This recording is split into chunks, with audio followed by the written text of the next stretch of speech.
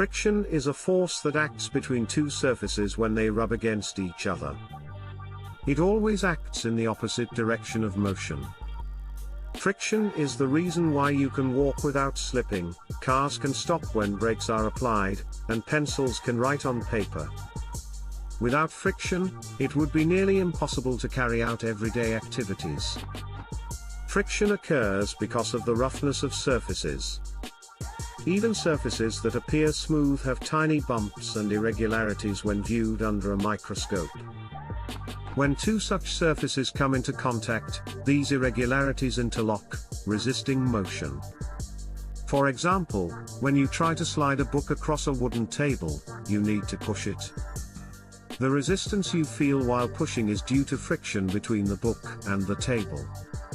There are different types of friction: static friction, which prevents an object from starting to move; sliding friction, which acts when an object slides over another; rolling friction, which occurs when an object rolls over a surface; and fluid friction, which occurs when objects move through liquids or gases.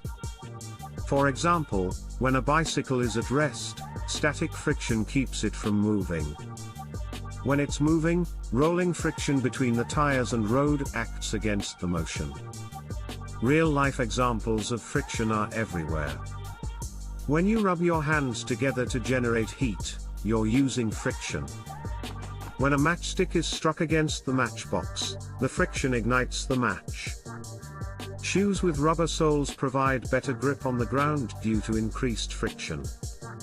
On the other hand, sometimes we try to reduce friction. Machines use lubricants like oil and grease to reduce friction between moving parts and improve efficiency.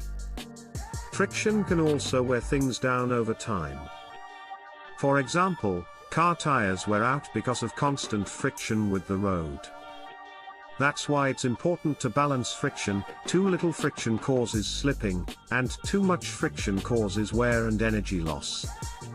Without friction, a moving object would never stop unless acted upon by another force. Friction is essential not only for movement but also for controlling and stopping it. For instance, when you ride a bicycle and apply the brakes, the brake pads create friction with the wheels, which slows down and eventually stops the bicycle. Friction also plays an important role in sports.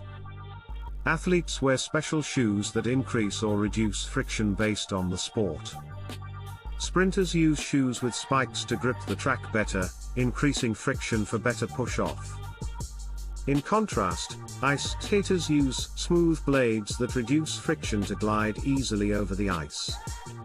As we can see, friction is a vital force in our daily lives. It helps in movement, control, and even in producing heat. However, in machines and engines, we often want to reduce friction to prevent damage and energy loss. Understanding how to increase or reduce friction as needed helps us design better tools, vehicles, and even clothing. If you're enjoying learning these science topics with real-life examples, don't forget to like this video and subscribe to our channel, The Knowledge Nest. It really helps us create more useful and simple content for learners like you. Keep exploring science in everything around you. See you in the next lesson.